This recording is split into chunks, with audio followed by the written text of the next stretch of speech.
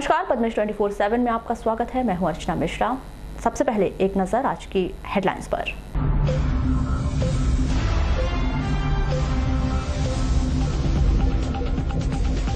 Manganese खदान धसकने से एक मजदूर की मौत, एक गंभीर रूप से घायल। वारासिवनी के रमरमा की घटना। अवैध होर्डिंग, फ्लैक्स बैनर पर सख्ती से कार्यवाही के निर्देश। कार्यवाही नहीं करने पर जिम्मेदारों पर होगी कार्यवाही। फिर जागा चिट फंड का दर। वेलकिन सोसाइटी ले डूबी लोगों का पैसा, निवेशक लगा रहे कार्यालयों के चक्कर। डेंजर रोड के 700 पेड़ काटे जाने पर भेजा गया ऑनलाइन प्रस्ताव, बाईपास बनाने की योजना। छिंदवाड़ा यूनिवर्सिटी से पंजीयन करवाने छात्रों को करने पड़ रहे हैं 2 से 3 हजार रुपए खर्च।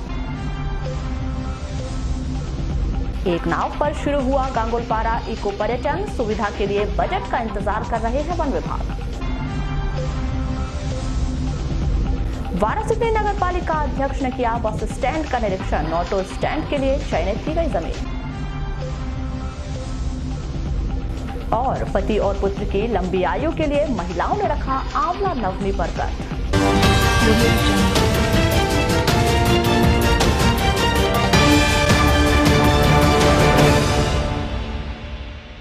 और अब खबरें विस्तार से।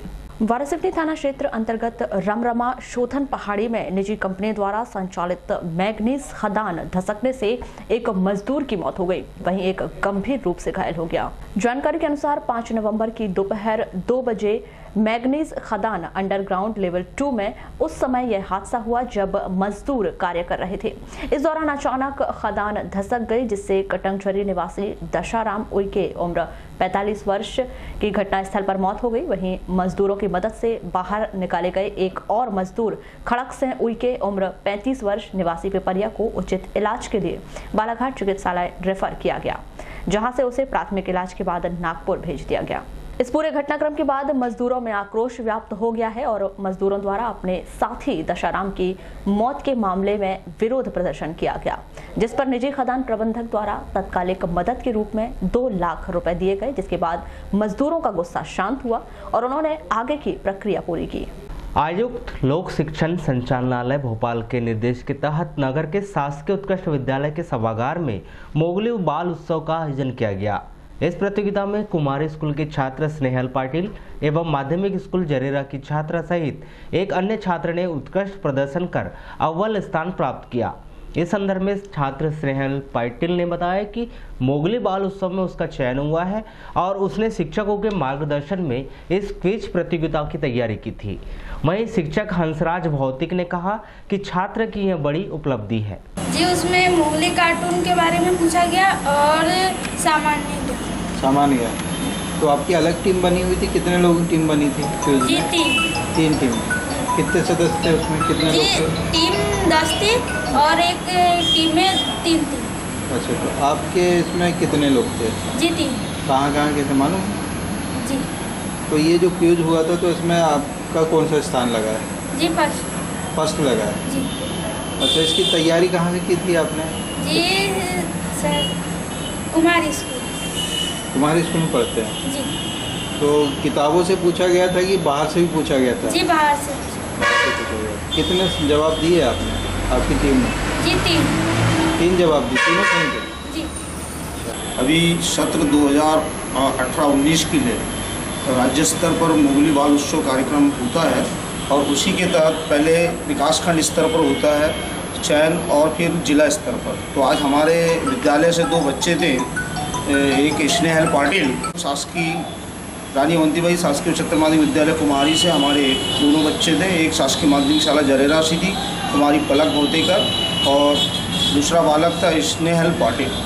इन तीनों बच्चे थे, एक रत्नारा स्कूल के थे और इन तीनों बच्चों ने शासकीय उत्कृष्ट विद्यालय के सभागार में आज 5 नवंबर जिला अस्पताल की व्यवस्थाओं को लेकर समय समय पर जिला प्रशासन के द्वारा निर्देश जारी किए जाते हैं, लेकिन इसके बावजूद भी अस्पताल की व्यवस्थाओं में अब भी कमी नजर आ रही है।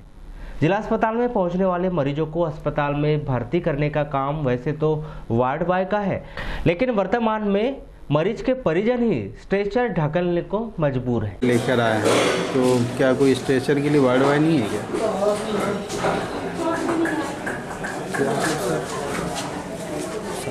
वहीं इस मामले में चर्चा के दौरान सिविल सर्जन आर.के. मिश्रा ने बताया कि जिला अस्पताल में वार्ड बॉय की काफी कमी है, जिसके कारण दिक्कतें सामने आ रही है। टेंडर निकाला गया है और शीघ्र ही वार्ड बॉय की संख्या में इजाफा होगा। प्रांतीय खेल ओलंपिक को लेकर जिला खेल अधिकारी अरविंद राणा के नेतृत्व में खेल एवं युवा कल्याण विभाग कार्यालय में एक विशेष बैठक का आयोजन किया गया, जिसमें सभी ब्लॉक के खेल समन्वयक ने हिस्सा लिया। इस आयोजन को लेकर आवश्यक चर्चा की गई और जिला खेल अधिकारी श्री राणा ने समन्वयक को उनके दायित्व से अवगत कराया। यही कि अपने ब्लॉक में तैयारी करें आप लोग अच्छे से और अपनी टीम लेके आएँ, मैक्सिमम लोगों को पार्टिसिपेशन कराएं, जो प्लेयर्स हैं उनको मौका मिले और यही और फेयर करा के लाएं। बालाघाट जिला मुख्यालय से 18 किलोमीटर दूर बैयर रोड पर स्थित गांगुलपारा जलाशय 1 नवंबर से पुनः आम जनता के लिए शुरू कर दिया गया है। वर्षों से बंद पड़े गांगुलपारा में पर्यटकों की सुविधा के लिए पुरानी बोट से नौका विहार शुरू तो कर दिया गया, लेकिन अच्छी सुविधा के लिए वन विभाग को बजट का इंतजार है। हाँ, इसमें कलेक्टर साहब, हमारे डीएफओ सर, इन लोगों ने दौरा भी किया था वहाँ पर और निर्देश दिए थे कि इसको जल्द से जल्द प्रारंभ किया जाए। तो उसी पालन में हमने वहाँ पर कुछ पुरानी बोट्स रखी हुई थी, तो एक बोट का मरम्मत कराया और उसको हमने ट्रायल के रूप में शुरू किया है। हमारे पास लाइफ जैकेट्स वगैरह भी रखी हुई है और उसका ट्रायल सफल रहा है। अभी हम लोगों ने और प्रस्ताव भेजे हैं कुछ नई बोट्स मंगवाने का, और जो पुरानी बोट्स हमारे पास रखी है उसको मरम्मत कराने के लिए कुछ पार्ट्स हमें चाहिए, क्योंकि पार्ट्स हमारे लोकल यहाँ पे नहीं मिलते हैं, तो बाहर से मंगाए गए हैं। तो जैसे ही वो आएंगे तो फिर सुचारू रूप से और बोट्स उसमें डालकर शुरू किया जाएगा। सर, बजट की भी कमी आ रही थी। हाँ, बजट के लिए हमने मांग पत्र भेजा है, तो जैसे ही वहाँ से भोपाल से बजट मिलेगा तो उसमें और अन्य गतिविधि उसमें प्रारंभ की जाएगी। सर, कितना बजट मांगा है आपने? लगभग हमने 1 लाख रुपये मांगा है। छोटा मोटा जो मरम्मत वगैरह है उसमें पूरा हो जाएगा और फिर प्रथम चरण में हमने इतना ही मांगा है, फिर और हम उसमें आगे अन्य गतिविधि के लिए हम प्रस्ताव और भेजेंगे और मांग करेंगे। सर, क्या क्या बनाया जाएगा सर, किस तरीके का रहेगा? इसमें यह है कि स्थानीय जो समुदाय है उनको जोड़ने के लिए एक तो नौका विहार जो है वो किया जाएगा, जिसमें नाव चलाने का कार्यक्रम रखा गया है ताकि उनको आमदनी होगी। साथ ही जैसे वो मनोरंजन क्षेत्र घोषित है तो उसमें जो भी टूरिस्ट वगैरह आते हैं तो 5 रुपये शुल्क उसमें लिया जाएगा, और अगर वाहन वगैरह लेके आते हैं तो अलग अलग 2 व्हीलर 4 व्हीलर इसके लिए जो उसके शुल्क है वो उनको जमा किया जाना पड़ेगा। और साथ में कुछ छोटे छोटे कैंटीन टाइप के कुछ स्ट्रक्चर बना जाएंगे, तो वहाँ पर जो मछुआरा समिति है और गांव के जो लोग हैं उनको एक आमदनी का एक नया स्रोत जनित होगा। बीते लंबे समय से गांगुलपारा जलाशय दोबारा शुरू किए जाने की मांग करने वाले क्षेत्रीय जनपद सदस्य भूरू पटेल भी मानते हैं कि जलाशय से पर्यटन बढ़ेगा। इसके लिए भी वन विभाग और जिला प्रशासन को एक बार फिर योजना बनानी होगी। अभी हमारे द्वारा प्रयास कई बार किया गया उसको लेके, गांगुलपारा द्वीप को लेके, और वहाँ पर जो पिकनिक स्पॉट है, वहाँ पर जो झरना है, तो पहले फॉरेस्ट विभाग के द्वारा वहाँ पर इको पर्यटक के नाम पे बोट चलाई जाती थी और पर्यटक स्थल बनाने के लिए बहुत सारी योजना चलाते थे, फिर तीनों के लिए 2 साल से करीब वो बंद कर दिया गया था। अभी कलेक्टर साहब और कमिश्नर साहब के प्रयास से वो फिर से 1 नवंबर से चालू हुआ है और मुझे अभी पता चला है कि एक बोट वहाँ पर चलाई जा रही है। तो ये अच्छा प्रयास है और हम लोग ने जो कोशिश की है तो वो सफल भी हुई है कहीं ना कहीं। तो हम चाहते हैं कि उसको एक बड़ा रूप देके ज़िले के लिए एक अच्छा पिकनिक स्पॉट बनाया जाए और जो लोगों को मतलब जो टाइम पास या एंजॉय की जो चीज़ें हैं जो उपलब्ध कराई जाए, और वहाँ पर बाकी जो अव्यवस्था ना हो इस चीज़ का विशेष ध्यान रखा जाए, और पब्लिक जो वहाँ आने वाली है उनको भी असुविधा ना हो, इस चीज़ का विशेष ध्यान प्रशासन की तरफ से रखना चाहिए। और ज़्यादा से ज़्यादा बोर्ड और ज़्यादा से ज़्यादा झूले और बच्चों के लिए जो खेलने की जगह है, कैंटीन है, नाश्ते की चीज़ें हैं, इन लोगों को ये चीज़ों को वहाँ पर उपलब्ध कराना चाहिए। स्थानीय लोगों को रोजगार भी, और यही सब चीज़ें जो वहाँ कैंटीन लगेगी, वहाँ पर जो बोर्डिंग होगी, वहाँ जो साइकिल स्टैंड लगेगा, जो भी चीज़ें हैं वहाँ स्थानीय लोगों को जो है वहीं के लोगों को वो सारे काम दिए जाए तो उन लोगों को रोजगार भी मिलेगा और उससे 2 पैसा वो कमा भी लेगा। मध्य प्रदेश शासन उच्च शिक्षा विभाग के द्वारा जून माह में प्रदेश की 13वीं यूनिवर्सिटी के रूप में छिंदवाड़ा यूनिवर्सिटी की शुरुआत तो कर दी गई, लेकिन यह छात्रों के लिए शुरुआती दौर में परेशानी का कारण बनती जा रही है। प्रथम वर्ष में एडमिशन लेने वाले स्नातक और स्नातकोत्तर के छात्रों को छिंदवाड़ा यूनिवर्सिटी से अपना पंजीयन कराना है। स्नातक तक रानी दुर्गावती विश्वविद्यालय में पढ़ाई कर चुके छात्रों को MA, MSc और MCOM की कक्षाओं के एडमिशन के लिए पुरानी यूनिवर्सिटी से माइग्रेशन निकालकर नई यूनिवर्सिटी में जमा कराना है। इसके लिए बाकायदा पुरानी यूनिवर्सिटीज में छात्रों को आवेदन करना है, जिसका शुल्क लगभग 400 से अधिक होगा, और नई यूनिवर्सिटी में उसे जमा करना है, जिसका शुल्क 400 से अधिक होगा। इन सब के बीच सभी छात्रों को बाकायदा यूनिवर्सिटी आकर फेस टू फेस माइग्रेशन के लिए आवेदन करना होगा। यह निश्चित ही इन कक्षाओं के छात्रों के लिए बेहद ही तकलीफदायक हो सकता है, जिसमें प्रति छात्र 2 से 3 हजार खर्च तो तय माना जा रहा है। जिले के अग्रणी शिक्षण संस्थान जटाशंकर त्रिवेदी महाविद्यालय के प्राचार्य डॉक्टर प्रवीण श्रीवास्तव के अनुसार यह नियम सभी छात्रों के लिए लागू है और यह आदेश नियम के अनुसार वरिष्ठ स्तर से जारी किया गया है। इसके लिए उसका पालन छात्रों को करना ही होगा। बालाघाट जिला मुख्यालय में गर्रा से जंगल के रास्ते गायखुरी जागपुर घाट तक आने वाले रास्ते में पेड़ कटाई के लिए एक बार फिर लोक निर्माण विभाग ने प्रस्ताव भेजा है। दक्षिण वन मंडल सामान्य के उप वन मंडल अधिकारी अमित पटौदी के अनुसार 723 पेड़ों की कटाई के लिए पीडब्ल्यूडी विभाग ने ऑनलाइन कोशिश की है। अनुमति मिलने पर पेड़ों की कटाई की जाएगी, जिससे लगभग 4 हेक्टेयर जमीन का अधिग्रहण भी होगा। इसमें पीडब्ल्यूडी विभाग ने ऑनलाइन एफसीए में प्रकरण अपना सबमिट किया है, उसका परीक्षण किया जा रहा है। पेड़ों की गिनती भी की जा चुकी है। गिनती करने के उपरांत फिर इसको ऑनलाइन सबमिट करके भेजा जाएगा। इसका राज्य स्तरीय जो कमेटी है उसमें उसके हिसाब से उसमें डिसीजन लेकर फिर उसमें क्रियान्वित किया जाएगा। सर कब तक सहमति मिल सकती है इस पर? ये एक समयबद्ध प्रक्रिया है। ऑनलाइन जब सबमिट कर देते हैं आप तो एक निर्धारित समय में कार्रवाई पूर्ण की जाती है और फिर राज्य स्तर पे इसका अनुमोदन हो जाएगा। सर कितने पेड़ काटे जाएंगे? लगभग इसमें 723 पेड़ इसमें आ रहे हैं। फिर देखते हैं कि ऊपर से क्या अनुमति मिलती है नहीं मिलती। कितने किलोमीटर का एरिया रहेगा सर? लगभग ये 3.6 किलोमीटर का एरिया है, किलोमीटर का रोड है और लगभग 4.2 हेक्टेयर इसमें डाइवर्ट हो रहा है।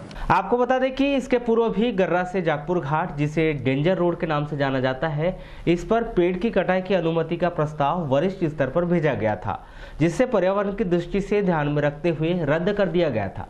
लेकिन एक बार फिर शहर में बढ़ते हुए यातायात और बाईपास बनाने के प्रस्ताव को ध्यान में रखते हुए पेड़ों की कटाई और भूमि अधिग्रहण का प्रस्ताव भेजा गया है।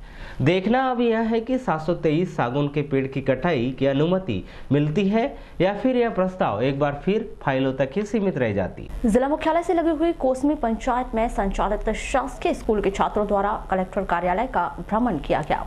इस दौरान छात्रों को कलेक्ट्रेट कार्यालय में संचालित योजनाओं सहित अन्य जानकारी दी गई। हमें कलेक्टर ऑफिस के बारे में कुछ जानकारी चाहिए थी, इसीलिए हम कलेक्टर ऑफिस से कुछ जानकारी के लिए आए। मतलब हाँ, यहाँ से हमको मतलब कि कौन क्या कार्य करता है। कार्तिक मास के नवमी के दिन आंवला नवमी मनाई जाती है। इस अवसर पर महिलाओं द्वारा पति और पुत्र की लंबी आयु के लिए आंवला नवमी पूजन किया जाता है। शहर से लगे हुए बॉटनिकल गार्डन, शंकर घाट, बूढ़ी स्थित ढीमर टोला घाट सहित अन्य स्थानों पर आंवले के पेड़ की उपलब्धता के अनुसार महिलाओं द्वारा पूजा की गई।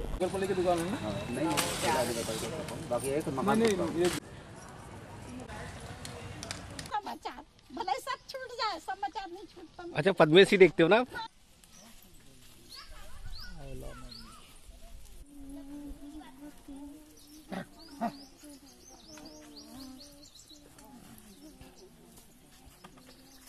आज मैं आंवला नवमी की पूजा करने आई हूँ। अब कार्तिक का महीना है तो राधा कृष्ण की इसकी 9वें दिन आती है दीपावली से, इसकी पूजा करने आती है। क्या मान्यता रहती है इसकी पूरी? इसकी मान्यता तो बहुत बड़ी रहती है। कार्तिक नहाते हैं और इसका आंवले के झाड़ के नीचे खाते हैं, इसका बहुत शुभ माना जाता है। क्या क्या करते हैं इस दिन आप लोग? बस ये आंवले घर से पूरा बना के ला के और पूजा करके गंगा मैया की पूजा करते हैं और गंगा मैया की पूजा करने के बाद यहाँ आंवला नवमी की पूजा करते हैं। ये आंवला नवमी दिवाली के बाद नवमी तिथि को किया जाता है। इसमें 108 परिक्रमाएं की जाती हैं। ये आंवले की परिक्रमा की जाती है और आंवला नवमी की पूजा इसलिए की जाती है जिसमें पति और पुत्र की दीर्घायु के लिए की जाती है। आंवला नवमी अपने शास्त्रों में आंवले का वृक्ष सबसे पहले नवमी के दिन प्रकट हुआ था। चिटफंड और फर्जी कंपनियों ने बालाघाट के लोगों का जमकर पैसा लूटा। इस कड़ी में वेलकिन सोसाइटी का नाम भी इन दिनों उजागर हुआ है। कुछ दिन पहले ग्रामीण थाना में आधा सैकड़ा से अधिक लोगों ने इस सोसाइटी के नाम पर लूट की शिकायत दर्ज करवाई थी। इसी कड़ी में मंगलवार को होने वाली जन सुनवाई में भी आधा सैकड़ा लोग पहुंचे और अपना दर्द बयां किया। तो हमने वेल्किन कंपनी में 100-200 रुपये करके पैसा जमा कर रहे थे हम लोग। वो अब हमारा समय भी पूरा होने को आया, उनने बाउंड मांग लिए। बाउंड लेने के बाद में पैसा भी नहीं मिला और कंपनी बंद हो गई करके बोल दिए। कितना पैसा जमा करे? लगभग मेरे 13,500-14 हज़ार रुपये। कितने सालों में जमा किए थे? 4 से 5 साल करीब। अच्छा, कौन पैसे देने से मना कर रहा है, कंपनी या एजेंट? एजेंट लोग, यानी गीता रांगडाले के यहाँ कंपनी थी। वो बोलते हैं पैसा नहीं है हमारे पास, तो कंपनी बंद हो गई। अभी तक कंप्लेंट नहीं की है पुलिस में? नहीं। कितने लोग हैं ऐसे जिन्होंने कंप्लेंट? बाकी लोगों की जानकारी नहीं है। अभी यहाँ आके देख रहा हूँ, यहाँ बहुत सारे लोग नजर आ रहे हैं मेरे को। पीड़ितों की यही मांग है कि उनका जमा पैसा वापस हो जाए, बस कोई कार्रवाई नहीं चाहते। लेकिन क्या करें, पैसा वापस नहीं हो रहा है, इसीलिए अब कार्यालय के चक्कर लगा रहे हैं। पैसा वापस कर दे मूलधन। कितना पैसा जमा किए थे? 55,000। कितने सालों में जमा किए थे? वो बोले 5 साल में डबल करके देंगे। डबल करके देंगे? कौन बोले? कितना पैसा जमा? गीता रांगडाले। कौन है गीता रांगडाले? कोसमी के एजेंट। अच्छा, ये बेल्गिन कंपनी की? हाँ। अभी क्या बोल रही है? अभी बोलती है अब नहीं देती तुम्हारा पैसा। 5 साल हो गए पूरे? ज़्यादा हो गए सर। अभी क्या बोल रही, नहीं देती पैसे? नहीं देती है। फिर डराती धमकाती है, जो भी करना है कर लो बोलती है। अच्छा, तो आपने पुलिस में कंप्लेंट की है? नहीं, अभी तक तो नहीं की। अच्छा, काय के लिए आया कलेक्टर ऑफिस? पैसा हमको होना।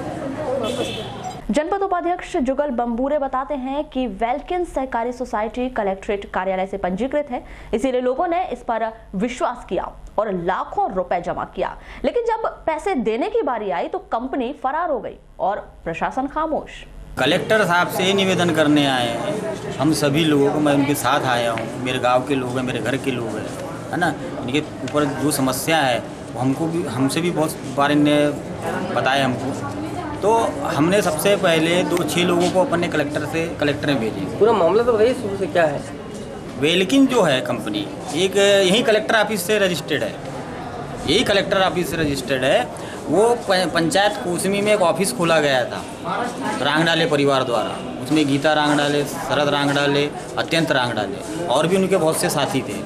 वो बालाघाट जिले भर उन्होंने वेल्किन संबंधित पैसा जमा कराया लोगों ने।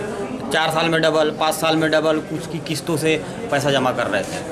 अब क्या हुआ उस बीच में, क्या हुआ कैसा नहीं क्या मालूम। अब लोगों की मैच्योरिटी हो गई, जिसका पैसा जमा था उसके घर गए तो लगभग जितने लोग आए सबकी मैच्योरिटी के पैसे, तो बोले कंपनी डूब गई, ऐसा हो गई वैसा हो गई है, मैं तुमको पैसा नहीं दे सकती।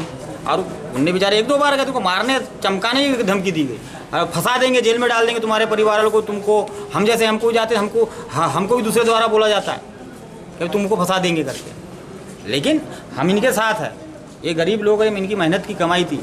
यहाँ तक के कि हमारे घर में भी इन लोगों ने, मेरे खुद के घर के लोगों का पैसा जमा करवाया। प्रधानमंत्री आवास योजना की पूरी किश्त जमा नहीं होने के कारण आधा सैकड़ा से अधिक लोगों के मकान अधूरे पड़े हुए हैं। पूरी राशि मिल जाए जिससे मकान का निर्माण पूर्ण हो जाए, ये मांग को लेकर 1 दर्जन से अधिक लोग कलेक्ट्रेट कार्यालय पहुंचे। हितग्राहियों ने बताया कि 2 लाख जैसे तैसे उनके खाते में जमा हुआ, लेकिन अंतिम किश्त के रूप में मिलने वाला 50,000 अब तक नहीं मिला है। 2 साल से अधिक का समय हो गया, लेकिन राशि पूरी नहीं मिली। इस कारण मकान का निर्माण कार्य भी अधूरा है।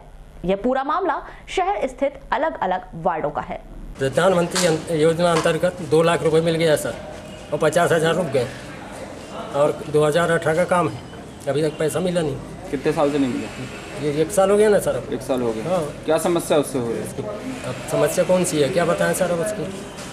मतलब कैसे समस्या उससे हो रही कि नहीं हो रहा? तो हाँ, तो मकान नहीं बन पा रहा है ना सर। अच्छा, अभी प्लास्टर रह गया थोड़ा सा, उसके बावजूद क्या है, दरवाजे वगैरह, फ्लोरिंग वगैरह कुछ नहीं हुआ है सर। कितने लोग हैं आप लोग? मध्य प्रदेश शासन स्कूल शिक्षा विभाग की योजना हर 5 किलोमीटर पर स्कूल और हायर सेकेंडरी स्कूल खोला जाए, जिसकी पोल परसवाड़ा विधानसभा क्षेत्र के घोनाड़ी में खुलती दिखाई दे रही है। मंगलवार को जन सुनवाई में पहुंचे घोनाड़ी के ग्रामीणों ने अपना दर्द बताया। कि स्कूल नहीं होने की वजह से रोजाना 100 से अधिक छात्रों को 12 किलोमीटर का सफर तय कर चांगोटोला पढ़ाई के लिए जाना पड़ता है। इस कारण छात्राएं अधिकांश 10वीं के बाद पढ़ाई छोड़ देती हैं। मैं हायर सेकेंडरी खुलवाने के लिए यहाँ आवेदन देने आया था और गुनाड़ी और चांगोटोला की दूरी लगभग 12 से 13 किलोमीटर की दूरी है, जहाँ से बच्चों को आने जाने में असुविधा होती है और बरसाती नाले पड़ते हैं। हमारी मांग है कि हमारे ग्राम गुनाड़ी में हायर सेकेंडरी स्कूल खुलवाया जाए कक्षा 11वीं और 12वीं के लिए, जिससे लड़कियों को आने जाने में सहूलियत होगी और करीब 4-5 गाँव के बच्चे पढ़ते हैं। जैसे अभी जिसके अभी स्कूल नहीं है तो फिर कैसा करते हैं, कहाँ जाते हैं, कितने बच्चे होंगे ऐसे आसपास के गांव में? हमारे अभी हाई स्कूल में 10वीं में 105 बच्चे दर्ज हैं और लगभग यहाँ गुनाड़ी से 12-13 किलोमीटर की दूरी की चांगोटोला में जाके हायर सेकेंडरी की पढ़ाई करते हैं। अच्छा, इसके पहले कभी आवेदन किए थे? आवेदन हम जनप्रतिनिधियों से किया गया, जिसका अभी तक कोई असर नहीं हुआ, इसलिए हम कलेक्टर महोदय के यहाँ आए थे अपनी मांग रखने के लिए। अगला कदम ये कि हम अपनी मांग लोकल स्तर पर भी रखने को तैयार हैं कि आवाज़ रखना चाहते हैं कि हमारे यहाँ इस केंद्रीय विद्यालय मलाजखंड ने एक बार फिर बालाघाट जिला को गौरवान्वित करने का अवसर प्रदान किया है। मानव संसाधन मंत्रालय के अंतर्गत केंद्रीय विद्यालय संगठन द्वारा इंडिया गेट नई दिल्ली में एक भारत श्रेष्ठ भारत कार्यक्रम का आयोजन किया गया था। इस अवसर पर देश विदेश की तमाम सम्मानित हस्तियों को आमंत्रित किया गया था। यह आयोजन 31 अक्टूबर से 3 नवंबर तक आयोजित किया गया था। इस आयोजन में केंद्रीय विद्यालय मलाजखंड की कक्षा 12वीं की छात्रा निशी पटले ने एक भारत श्रेष्ठ भारत प्रतियोगिता में महात्मा गांधी और युग्मित राज्य विषय पर प्रश्नोत्तरी प्रतियोगिता में राष्ट्रीय स्तर पर प्रथम स्थान अर्जित किया है। वारासिवनी नगर में स्थित टिहलीबाई शासकीय उत्कृष्ट उच्चतर माध्यमिक विद्यालय वारासिवनी में विकासखंड स्तरीय पश्चिम भारत विज्ञान मेले का आयोजन किया गया। विकासखंड के 3 स्कूलों के द्वारा 25 प्रदर्शनी 33 छात्र छात्राओं के द्वारा लगाई गई। इसके बाद छात्र छात्राओं के मॉडल के बारे में जानकारी एकत्रित की गई। इस दौरान 3 निर्णायकों के द्वारा प्रदर्शनी में मॉडलों का निरीक्षण कर उन्हें अंक दिए गए, जिसमें 6 बाल वैज्ञानिकों को जिला स्तर के लिए चयनित किया गया।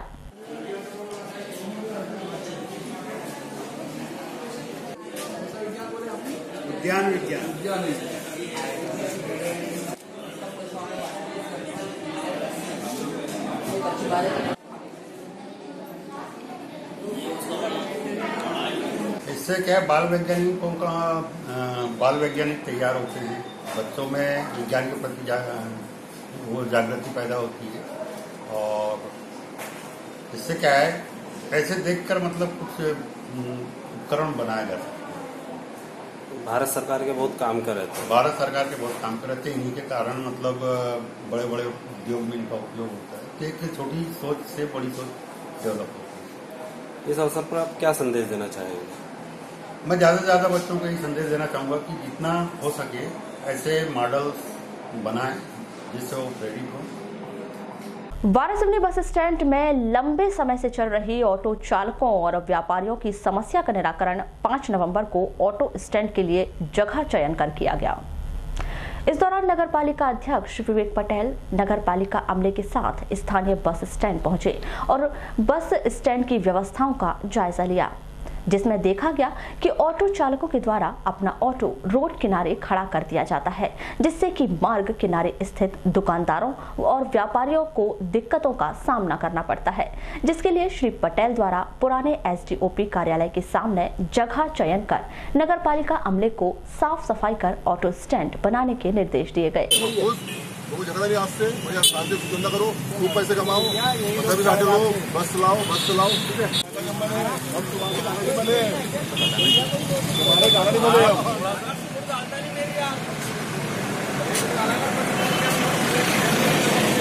कलेक्टर दीपक आर्य ने जिला शहरी विकास अभिकरण के परियोजना अधिकारी एवं नगर पालिका परिषद बालाघाट मलाजखंड में वारासिवनी और नगर पंचायत कटंगी, बैहर और लांजी के मुख्य नगर पालिका अधिकारियों को निर्देशित किया है कि वे जिले के शहरी क्षेत्रों में नियम विरुद्ध लगाए गए अवैध होर्डिंग्स, फ्लैक्स और बैनर पोस्टर सख्ती से हटाने की कार्यवाही करें।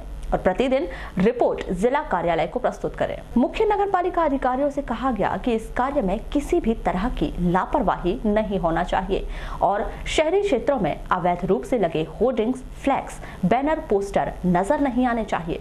अगर नियमों का उल्लंघन कर कोई विज्ञापन लगाया जाता है तो निर्धारित प्रावधानों के तहत अर्थदंड शस्तियां अधिरोपित कर हटाने की कार्यवाही की जाए।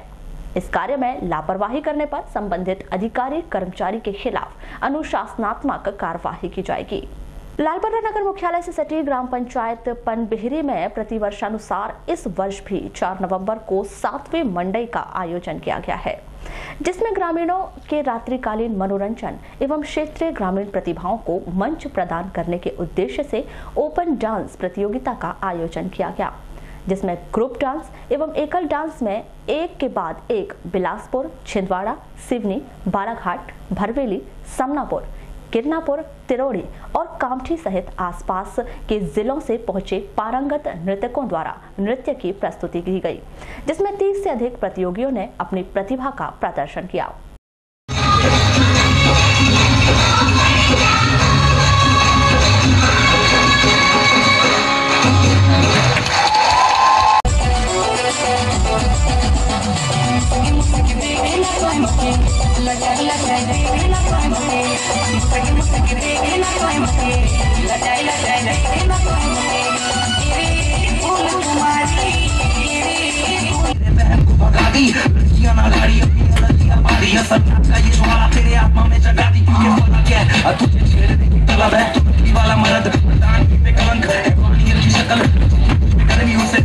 मेरा कलम बेशरम का वो आज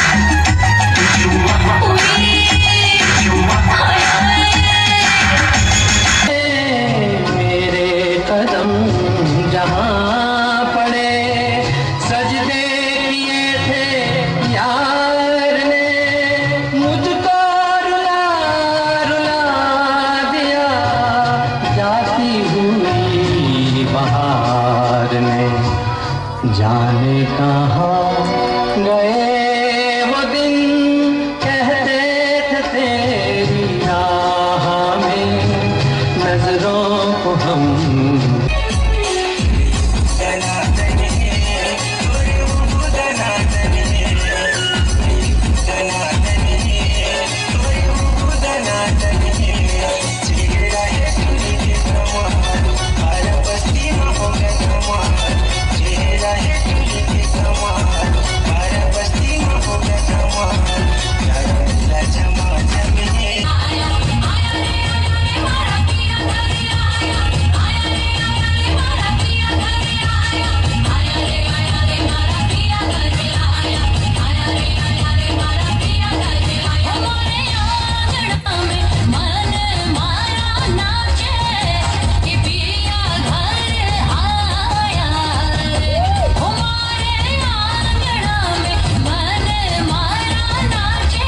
चलते चलते एक बार फिर नजर डालते हैं आज की हेडलाइंस पर।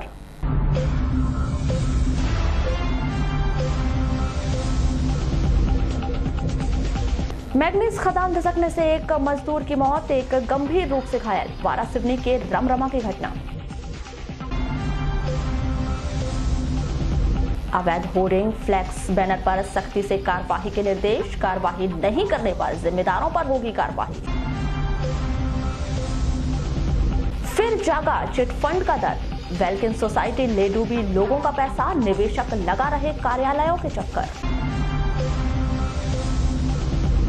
डेंजर रोड के 700 पेड़ काटे जाने पर भेजा गया ऑनलाइन प्रस्ताव, बाईपास बनाने की योजना। छिंदवाड़ा यूनिवर्सिटी से पंजीयन करवाने छात्रों को करने पड़ रहे हैं 2 से 3 हजार रुपए खर्च।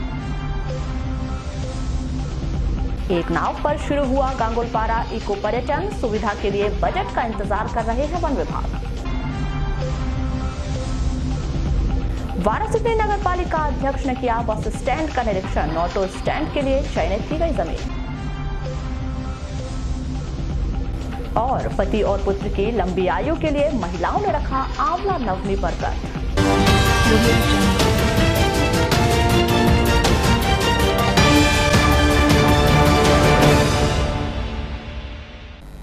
तो ये थी अब तक की खास खबरें। खबरों की ज्यादा जानकारी के लिए लॉग इन कीजिए www.balaghat-express.in पर।